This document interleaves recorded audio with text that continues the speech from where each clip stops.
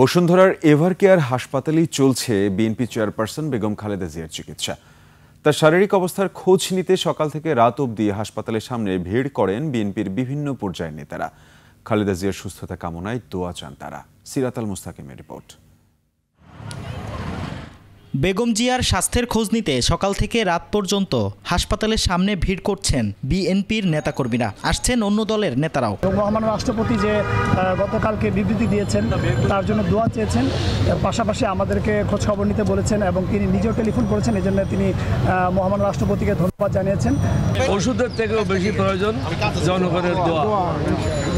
আপনাদের সবাইকে ধন্যবাদ জানাচ্ছি। দেশবাসীকে অনুরোধ করব, আপনারা সবাই সহযোগে বিভিন্ন জায়গায় মিলাদ মাহফিলের মাধ্যমে দেশনেত্রীর জন্য দোয়া করবেন। সকল পর্যায়ের নেতা কর্মীদের প্রতি অনুরোধ বিএনপির পরিবারের যাতে এখানে হসপিটালে এসে অনাহুতভাবে কেউ ভিড় না করে এবং সেবার পরিবেশ বিঘ্নিত না করে।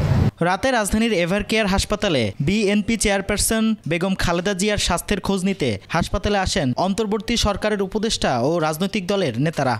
আমরা বাংলাদেশ জামাত ইসলামীর পক্ষ থেকে সারা দেশে আজকে আমরা দোয়া নফল ইবাদতের মাধ্যমে বেগম খালেদা জিয়ার সুস্থতা কামনা করেছি। ওনাকে ভালোবাসি, ওনাকে শ্রদ্ধা করি এই জায়গা থেকে যে উনি যে আপসহীন ভূমিকা রেখেছেন এবং ত্যাগ দেখিয়েছেন বাংলাদেশের জন্য, বাংলাদেশের গণতন্ত্রের জন্য। আমরা ওই শ্রদ্ধার জায়গা থেকে ওনাকে দেখতে এসেছি, আমি পার্সোনালি এসেছি। কিন্তু সারা বাংলাদেশের মানুষের দোয়া কিন্তু তার সাথে রয়েছে। শেখ হাসিনার জন্য দোয়া করা বা কথা বলার লোক কিন্তু বাংলাদেশে নাই।